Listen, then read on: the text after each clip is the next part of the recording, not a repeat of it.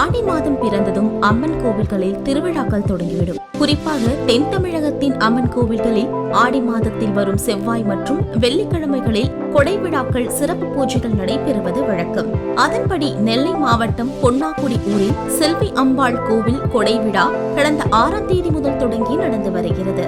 பிரசித்தி பெற்ற இந்த கோவிலில் நடைபெறும் கொடை விழாவின் சிகர நிகழ்ச்சியான மதுக்குடை பொங்கல் விமர்சையாக நடத்தப்படும். இந்த நிகழ்ச்சியில் மது பொங்கல் வைப்பதற்கு அடுப்பு எதுவும் பயன்படுத்துவது கிடையாதாம். பத்தையின் புகை அடைக்கப்பட்டுள்ள கலசத்தில் மதுப்பால் ஊற்றியவுடன் பொங்கி வரும். இதனை அம்பாள் ஏற்றுக்கொள்வதாக ஐதீகம். அதன்படி செல்வியம்மன் கோவிலில் கொடை விழாவை முன்னிட்டு மதுக்குடை பொங்கல் விழா வெகு விமர்சையாக நடைபெற்றது.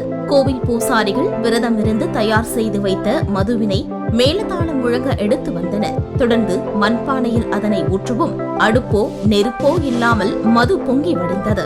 இதனை கண்ட பக்தர்கள் பக்தி பரவசத்துடன் குலவையிட்டு தரிசனம் செய்தனர்.